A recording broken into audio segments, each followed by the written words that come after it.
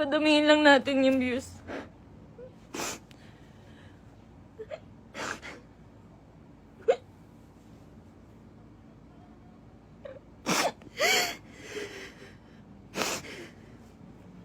Magsasalita na po ako. Magsasalita na po ako. Padamihin lang po natin yung views.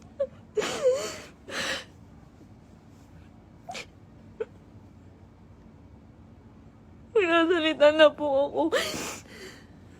Pipilitin ko pong isa-isahin. Pipilitin ko kahit gano'ng katagal tong live na to. Iisa-istain ko po ang panggagago sa akin ni Merc. Ni Christian Merc Gray.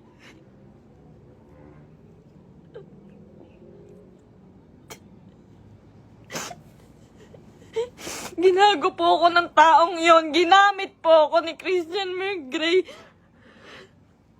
Lahat po ng nangyayari sa lahat ng video namin, mula umpisa hanggang ngayon, scripted. Lahat po yun sinunod ko dahil mahal ko siya. Dahil gusto ko ibigay yung buhay na gusto niya. Kung magtataka po kayo kung bakit maraming nawawala sa amin sa Team Merpay dahil sa kanya. Dahil po sa ugali ni Merc. Napakademonyo po ng ugali ni Merc. Ginago niya po lahat.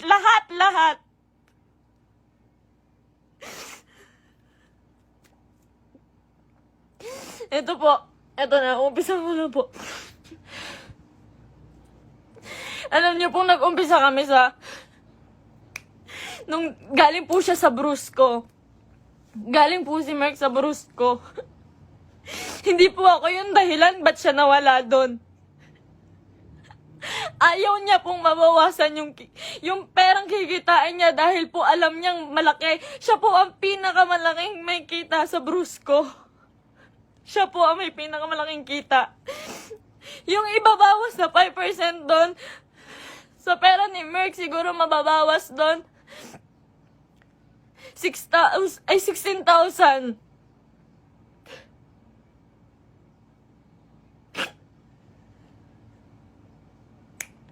Lahat po ng kaibigan niya, ginamit niya. Hindi ko na po kasi kaya eh.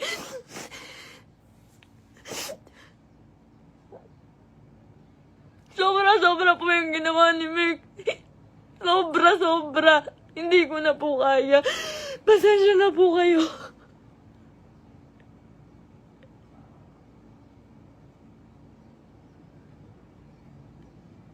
Napakawalang hiyang tao niya ni Merc.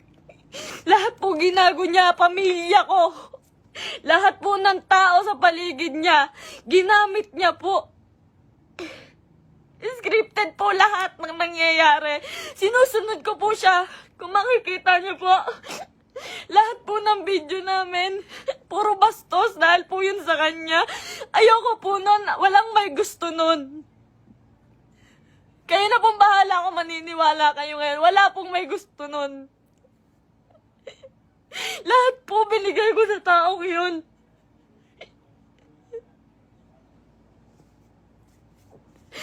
Lahat po ng panggagamit sa katawan ko, lahat po ng pagpapakita ng kung ano sa katawan ko, siya po ang may gusto nun. Nagagalit po siya pag aayaw ako. Ang sasabihin niya, para sa atin to. Para sa atin to. Pero hindi ko naramdaman dahil po, napakalaki po ng kinikita ni Merc. Wala po siyang binibigay sa akin. Kung sasabihin niyo po na pera lang ang habol ko sa kanya. Kung makikita niyo po yung bahay namin, hindi niya po napagawa yun. Hindi niya po pinagawa yung bahay namin. Uunahin niya pa po yung iba. Sa laki ng kinikita ni Merc, sa milyon ang kinikita niya sa isang buwan. 5,000 lang po ang binibigay sa akin yan, pati kay mama. Sa magulang ko po, 5,000 lang po, isusumbat niya pa. Mumurahin niya yung magulang ko.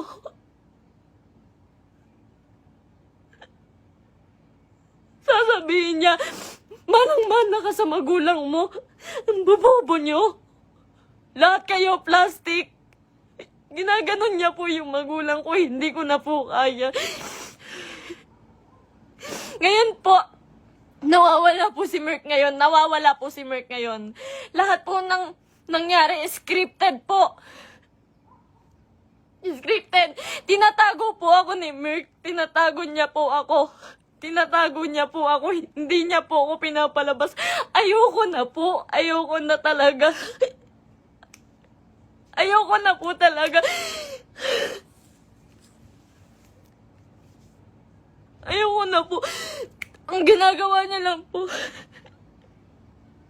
Nandito po ako ngayon kasi nawawala po si Merk. 6 na araw na po siyang nawawala. Kasama niya po yung babae niya. Yun dun po sa...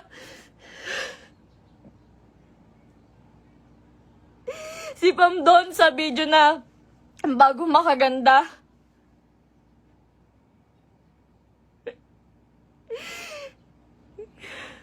Huwag niya po sisihin yung kambal doon, si Chen Chen tsaka si Tantan. Yung Centeno twins po, hindi, huwag niyo po silang sisihin doon. Dahil utos po ni Merk lahat yun. Ako po, hindi ko na po kaya si Merk. Hindi ko na po kaya si Merk. Demonyo na po yung utak niya. Sobrang bukang pera.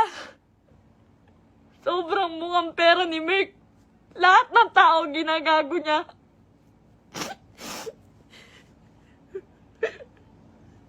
Sinisira niya po yung nanay ko po. Yung nanay ko na nasisira na din po sa inyo. Yung nasabihan po yung nanay ko na mamatay ka na, siya po may utos nun. Siya po may utos nun. Ginagawa niya pong robot yung pamilya ko dahil sa akin na lang po tumitingin yung pamilya ko. Sa akin na lang po tumitingin yung pamilya ko. Ba't nila sinusunod si Merk? Kada pupunta po sila sa bahay, may pagkain na sila. Maghihintay kami ng script niya. Magagalit pa po yan pag nagkakamali ako. Pag may mali po ako nasasabi, pag kailangan ulitin ng video, magagalit pa po yun. Lahat po ng video namin, scripted. Dahil po sa kanya.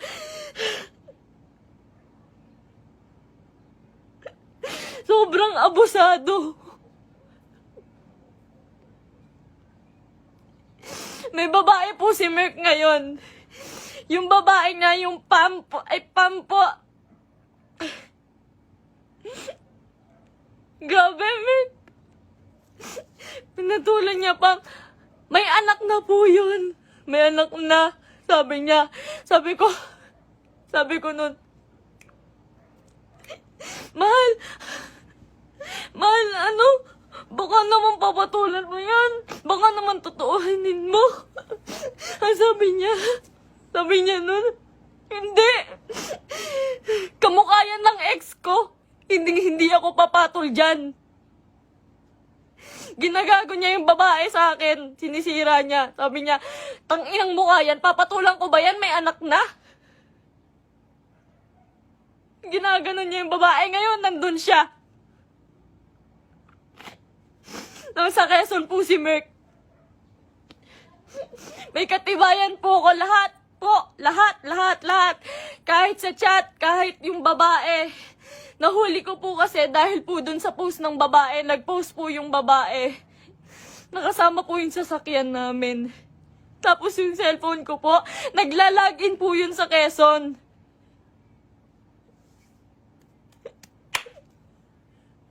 Lahat po ginawa ko kay Merk. Pasensya na po kayo. Ako po mismo humihingi ng pasensya dahil po kinonsinti ko siya. Mahal ko lang po talaga. Ngayon lang ako natauhan. Sobrang dami kong kaibigang nilayuan. Pamilya dahil ayaw nila ng video namin ni Merk. Sobrang dami ko pong nilayuan. Wala po akong kaibigan ngayon. Wala po akong kahit sino ngayon. Dahil kay Merk, dahil iniingatan ko po siya.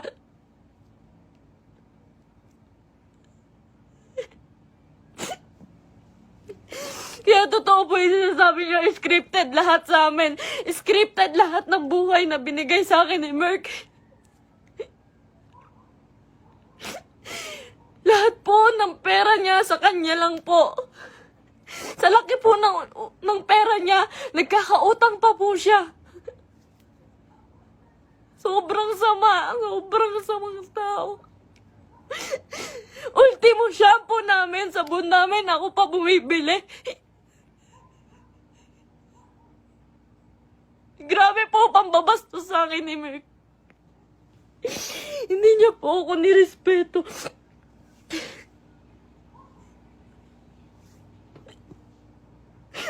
Nawalan po ako ng kaibigan dahil sa kanya. Huwag niyo po sisihin lahat po ng taong nakapaligid kay Merk. Dahil po lahat yun inuutusan niya. Sobrang bossy. Hindi niya naman po pinapalamon.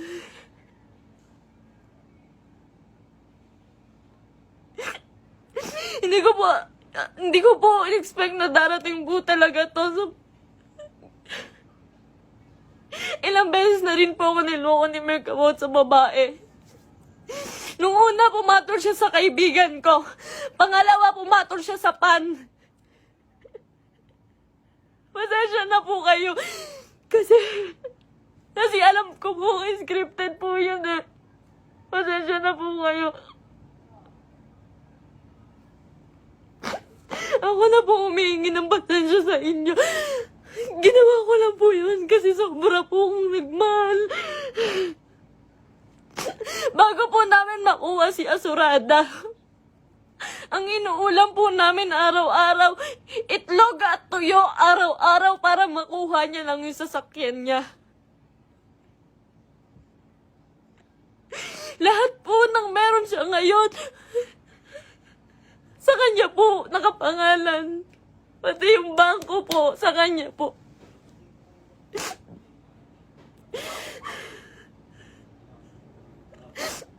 Paghihingi po ako sa kanya, hindi po yun magbibigay. Ultimo sarili kong damit, ako pa bumibili. Sa isang buwan po, 5,000 lang ang binibigay niya sa pamilya ko. Tapos susumbatan niya pa. Lahat daw binigay niya sa akin. Yung singseng, sabi niya, 170K daw po yun. Malaman-laman ko, 30,000. Yung tatay ko, binastos niya. Binastos niya yung tatay ko. Hindi po siya nagpaalam sa tatay ko na magpo-propose siya. Nung time na yun po, hindi po maganda yung nangyari. Yung proposal po. Hindi po ako naniniwala sa proposal na yun dahil po alam ko na hindi totoo, na para lang yun sa video. Lahat po kay Merk hindi totoo.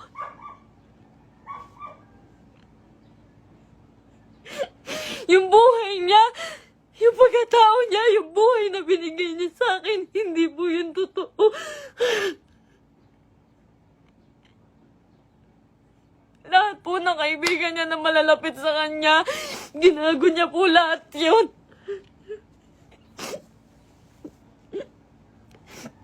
May nakakita po sa kanila dito sa Naik. Flex niya pa po pala yung babae kahit kanino. Pinakilala niya pa kung kani-kanino dito sa Naik. Sa mga taong malapit sa akin. Hindi niya alam.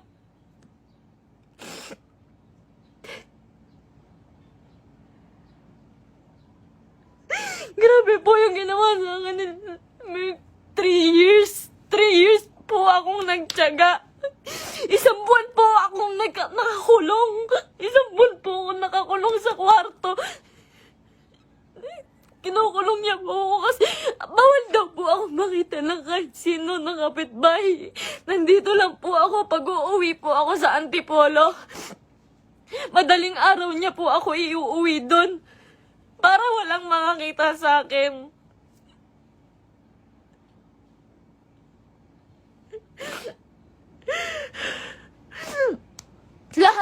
Lahat po ngayon suko na kay Merk. Nung isang araw po nasa ospital ako, kasi nagtake po ako ng anxiety, sobrang depressed na po. Sobrang depressed na po. Hindi niya alam yun, hindi niya alam na naghahanap ako sa kanya. Kahit saan naghahanap po ako. Naghahanap ko siya eh. Kasi mahal ko po siya eh.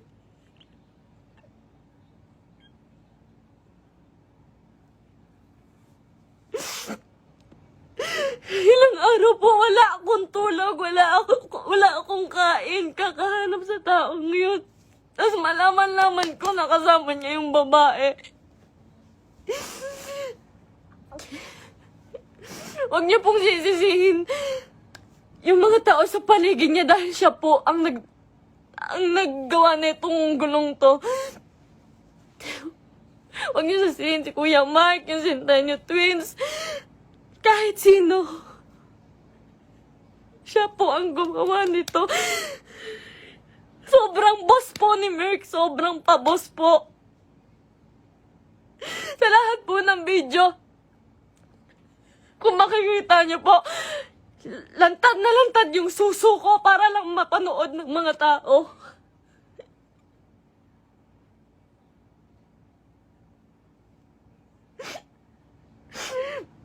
Para lang panoorin niyo, para lang magkapera siya. Lahat po ng taong nawala po sa amin, hindi ko po masisisi. Eterners TV, Brusco, Arnold, Tatay Onin. Marami pa pong nawala sa aming mga kaibigan dahil po sa kanya. Dahil hindi po nila kaya. Hindi po nila kinakaya si Merk. Nagmahal lang po ako. Pasensya na po. Pag mag-short film po kami, magkamali lang po ako ng unti. Tangina naman, mahal. Galingan mo naman. Pati po pagkapahulog ko po sa hagdan, hindi po yun totoo. Ang sakit po ng katawan ko nun pagtapos. Ginawa ko yun sa kanya nung nagpakahulog ako sa hagdan.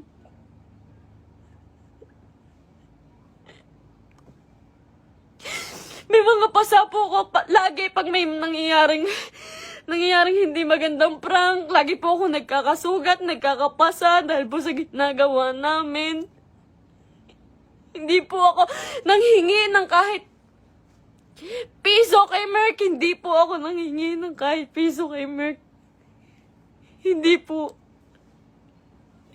Lahat po ng account siya po may hawak. Kinukontrol niya po lahat. Hindi niya po mapagawa yung bahay ko. Sabi niya po sa CR namin, mahal, hindi ako magsi-CR dyan. Hindi po siya nag-CR sa CR namin sa bahay.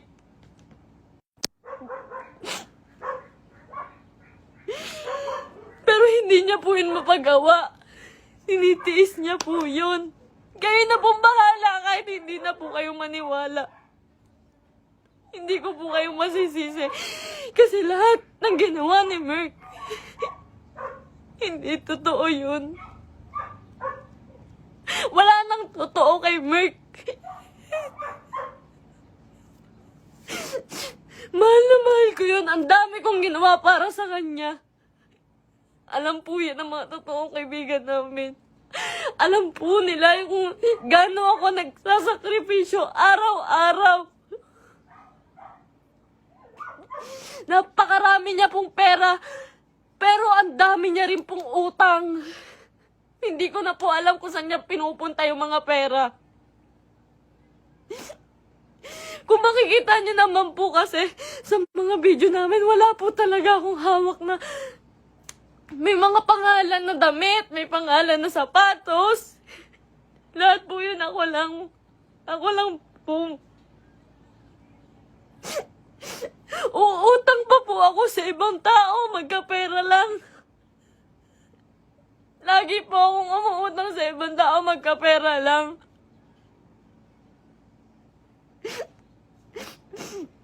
Ayun po, hindi ko na po kaya.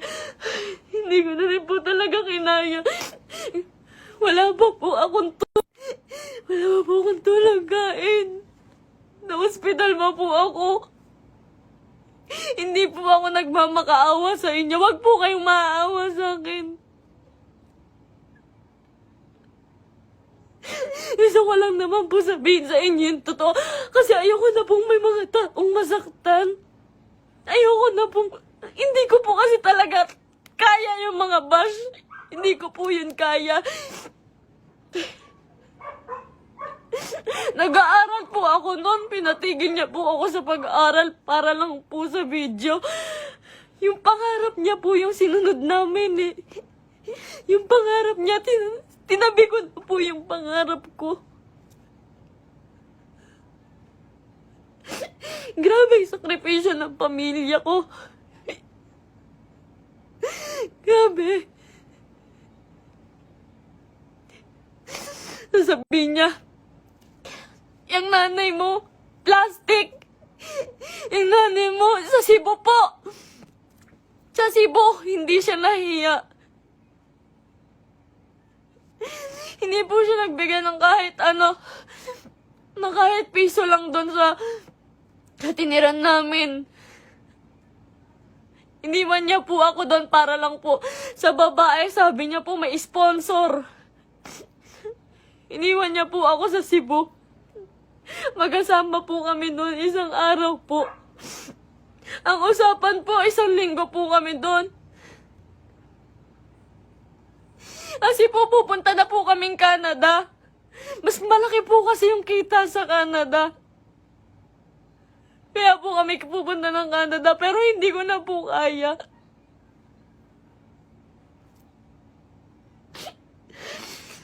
Ganito, ngayon, fiancé niya pa lang po ako, pero grabe na po yung ginagawa niya sa akin.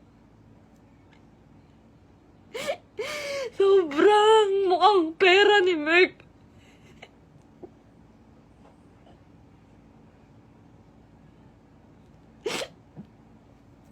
Magalit na po kayo sa akin, pero ginawa ko lang po yun kasi mahal ko po yung tao. Pasensya na po. Pasensya na po.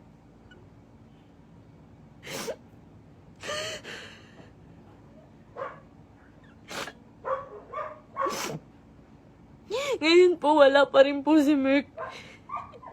6 na araw na po siyang nawawala. Pinabayaan niya po ako mag-isa nang walang pera. Wala po akong hawak na pera. Pinabayaan niya po ako. Iniwan niya po ako. Ang dami ko na pong utang ngayon kasi po wala akong hawak na pera. Tapos hahanapin ko siya.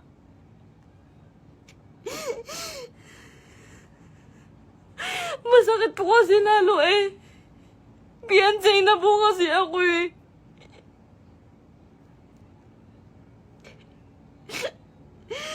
Sobrang pasensya na po sa inyong lahat. Sobrang pasensya na po. Mahal ko lang po yung tao. Pero ngayon po suko na po ako. Pagod na po ako. Pagod na ako.